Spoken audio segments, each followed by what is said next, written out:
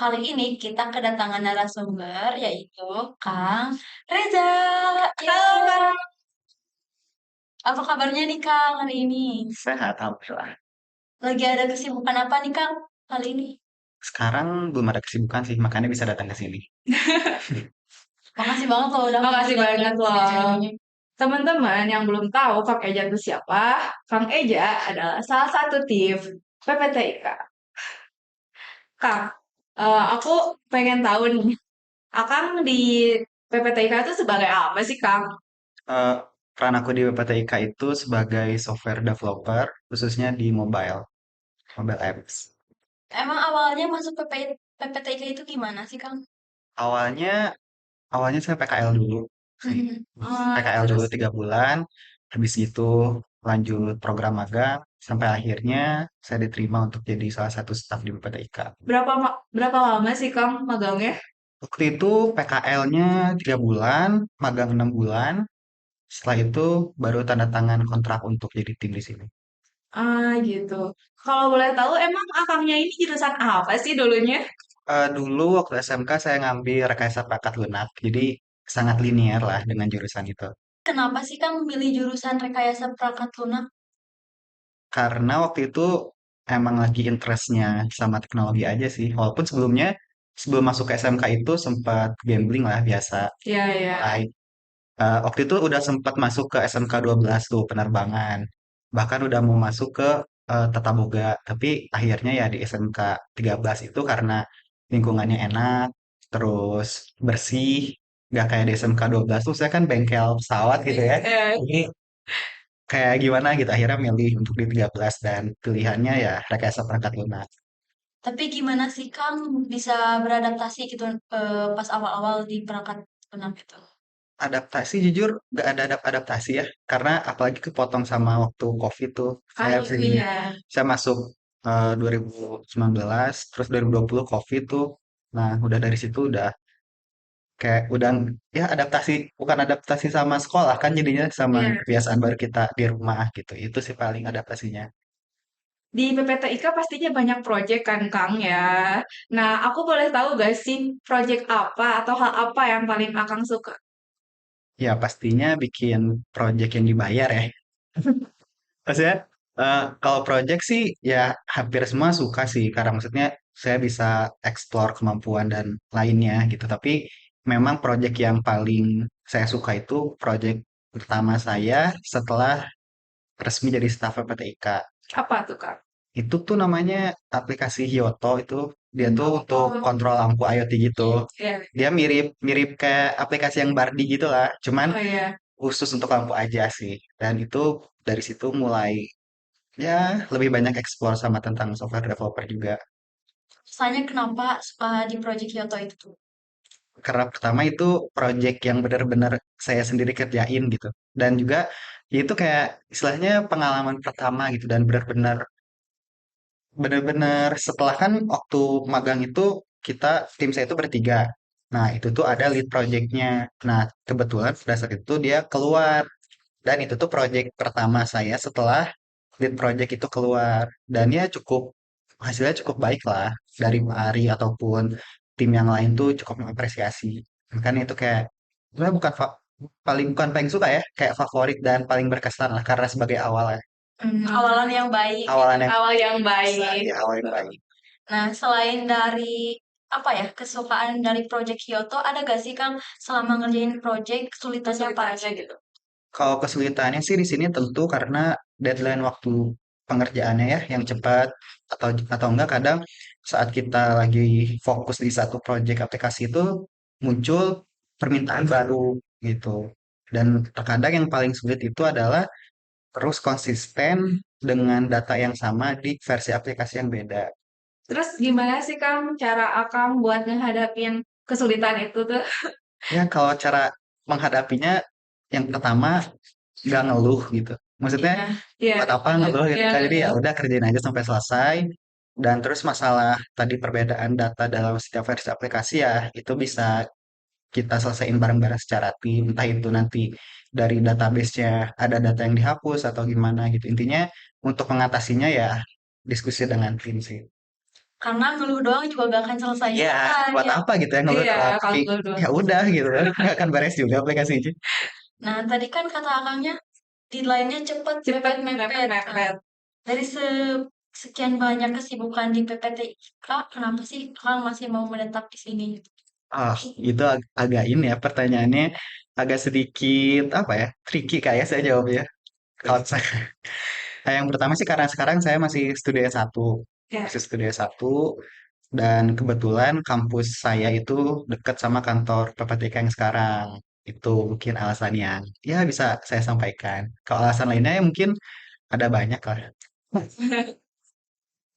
Nah, Kang, kan di sini tuh banyak yang udah ada S2 gitu kan, ada yang lanjut ke S3. Ada nggak sih Kang keinginan untuk melanjutkan kayak gitu juga? Kalau keinginan ada ya, cuman niatnya nggak ada. Nggak sih karena saya pikir sekarang saya S1 aja udah cukup apa ya, lumayan cukup padat lah Ya, untuk saya gitu ya sebagai setiap harinya harus ngatur jadwal kuliah gitu. Apalagi kan kalau misalkan saya itu karena dapat beasiswa gitu, jadi kuliahnya itu nggak bisa kelas karyawan gitu, nggak bisa sore. Jadi tetap harus di weekday itu saat jam kerja saya ke kampus gitu. Cuman karena kebetulan kampusnya dekat dekat. sama kantor, jadi ya udah sambil aja gitu. Dan itu juga alasan kenapa saya masih di PPTIK. Kita mau balik lagi nih ke project-project Akang. Mau tahu lebih dalam lagi. Dalam lagi. Gimana sih proses ngerjain project dan biasanya Akang pakai aplikasi apa buat kerjain itu? Kalau misalkan proses awalnya itu pasti kita dapat dari klien dulu ya, tapi itu nggak langsung ke saya gitu. Itu ada project manajernya juga. Kalau misalkan prosesnya ya paling setelah dari project manager nanti kita diskusi juga terkait aplikasi itu mau seperti apa dan apakah sudah pernah kita buat atau belum. Kalau misalkan udah pernah kita buat ya kita tinggal copy paste dari yang sebelumnya terus diubah fungsional dan tampilannya sedikit-sedikit. Kalau misalkan memang itu aplikasi yang baru, biasanya kita ada diskusi yang lebih panjang baik itu dengan tim maupun dengan Pak Ari selaku kepala PPTIK-nya. Terus kalau misalkan tools yang saya pakai karena saya software developer yang fokus di bagian mobile application, saya pakai ada yang namanya framework Flutter gitu. Nah, Nah, itu tuh buat bikin apa? itu tuh buat bikin mobile application, tapi bedanya itu dia bisa jalan di dua platform sekaligus. Maksudnya bisa saat saya bikin program bisa langsung jalan di Android dan juga iOS secara bersamaan. Jadi waktu waktu saya coba distribusi aplikasinya, baik itu dari Play Store atau App Store ya, saya nggak usah bikin program dengan versi yang beda gitu. Cukup pakai Flutter aja, udah bisa didistribusiin ke Android dan iOS. Tuh. Nah, kalau misalnya bikin aplikasi gitu tuh berapa lama sih, Kak? Nah, itu tadi, karena di sini tuh kadang banyak ya case yang masuk Ya. gitu. Ya, paling lama itu kita cuma 2 minggu sih saya rasa. Paling lama itu. Paling cepet itu kadang biasanya bisa sampai 2 hari. Oh, 2 hari. 2 hari. 2 hari Ya, dari Kenapa bisa kayak gitu 2 hari? ya bukan kenapa bisa, harus Oh bisa, iya, harus bisa. Karena mau nggak mau harus bisa. Karena bagi waktunya gitu Kak. ya nggak pagi. Ya itu semua semua waktu yang ada ya udah dipakai buat kerja itu aja gitu. Kalau misalkan sekarang kan kebetulan kayak kemarin tuh sempat 2 hari saya kerjain aplikasi itu udah sampai jam 2 jam 3 baru saya ke kamar buat tidur.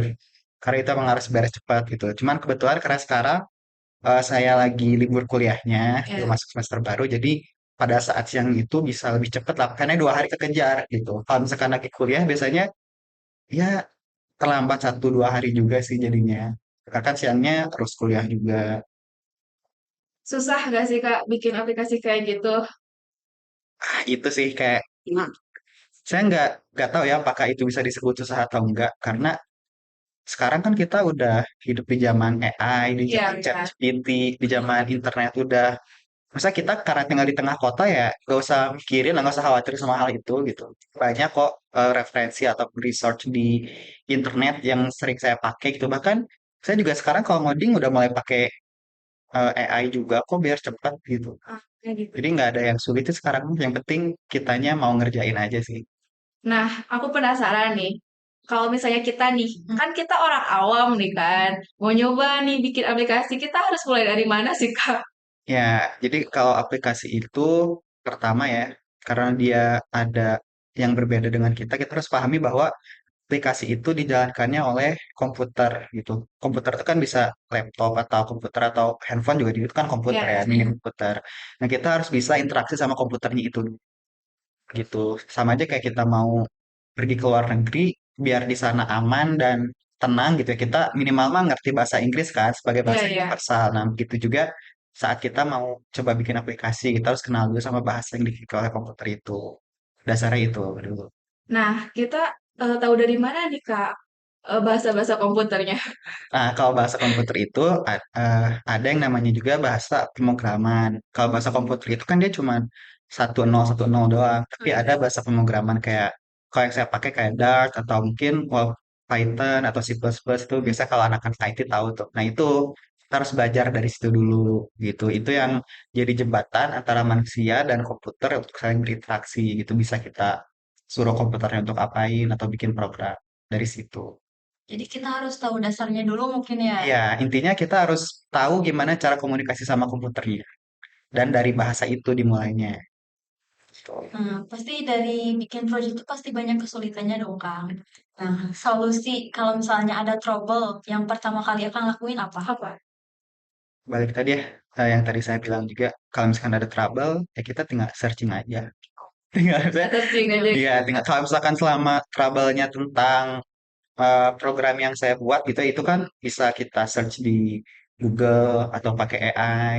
Nah, tapi kalau misalkan udah trouble-nya masalah logical thinking-nya tentang logika dari programnya, nah itu baru biasanya saya tanya lagi sama tim, apakah yang saya buat itu logikanya udah benar belum sih? Atau misalkan pada saat saya buat, kok hasilnya nggak sesuai yang diharapkan nih hasil akhirnya. Nah, itu baru saya periksa lagi apakah program saya yang salah atau logika yang saya masukkan yang salah. Ya, cara mengatasinya ya bicarain lagi sama tim. Nah, kita mau tahu dong karya dari project apa aja yang udah Kang bikin selama di PPTIK. Aplikasinya apa aja? Kalau di PTIK sih pertama yang Hyoto itu tadi. Iya. Kalau misalkan kalau yang terbaru-baru itu ada yang kalau stunting itu buat reporting anak. Terus ada juga yang daily report itu saya buat juga. Terus ada aplikasi kawal desa juga yang rata-rata itu biasanya dari daily report itu sih sebenarnya. Kak, aku mau minta pesan nih Hmm, untuk PPTI Kak. Menurut Kakak gimana? Pesan untuk PTIK. Iya, Ya, Ah, dari Kakak sendiri nih. dari Kakak sendiri nih. PTIK nih. Iya. Ya, yang saya rasain sih pesan untuk PTIK itu semoga bisa terus konsisten untuk membangun negeri dan bangsa. Dan yang paling penting tuh yang paling saya suka dari PPTIK itu PPTK itu sangat terbuka dengan eh, anak-anak SMK gitu, fresh graduate dari SMK itu mereka sangat welcome gitu, apalagi dengan program PKL di PPTIK itu saya rasa ya walaupun mungkin terkadang ada beberapa sekolah tuh yang menjadikan PPTIK itu pilihan terakhir gitu ya, termasuk saya waktu itu ya. Cuman yang saya suka itu dari PPTK-nya sendiri dia percaya dengan kualitas dari anak-anak bangsa kita sendiri, terutama dari yang lulusan SMK gitu ya. Jadi saya harap culture itu nggak berubah lah. Iya. Nah, kan sekarang Kakak banyak kesibukannya dari eh, jadi pegawai di PPTIK, terus kuliah juga. Ada gak sih tips and trick buat anak muda di zaman sekarang untuk menghadapi itu semua gimana? Pertama tadi satu jangan ngeluh, Ya, itu jelas ya. Menurut saya bukan kita nggak boleh ngeluh apa ya, ngeluh boleh sih, cuman ya terus aja jalanin gitu.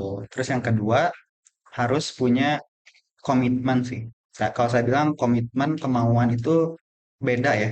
Karena kalau misalkan dia ada kemauan tapi nggak komit dengan apa yang dia jalanin itu nggak akan jalan juga gitu. Jadi kalau misalkan orang yang udah punya komitmen itu pasti udah sepaket sama kemauan dia, sama dia udah siap ambil resiko buat jadi lebih sibuk, atau misalkan dia udah siap buat menerima resiko jadi jarang main, terus waktu tidurnya berkurang gitu. Jadi intinya untuk zaman sekarang gitu ya, di saat semuanya serba mudah, ya tinggal kitanya aja sebagai manusia harus punya komitmen supaya tetap bisa terus berkembang dan gak kalah sama teknologi itu sendiri pada akhirnya. dan harus ada kemauan juga dari diri sendiri. Ya, Iya sih, karena kalau menurut saya sih, kalau misalkan seseorang itu udah komitmen dengan apa yang dia jalanin sekarang ya atau saat itu, dia udah pasti punya kemauan, udah pasti siap menerima risiko, udah pasti siap menerima semua hal lah kalau udah komitmen itu. Karena ya namanya komitmen itu kan kayak pengikat supaya kita tetap terus jalan ke depan. Jadi ya, saya rasa itu sih komitmen harus kita punya. Wah guys, seru banget kan ngobrol-ngobrol sama Kak Eja di episode kali ini. Penasaran kan teman-teman sekalian siapa lagi ya episode selanjutnya? Jangan lupa nonton podcast PTIK. Dadah!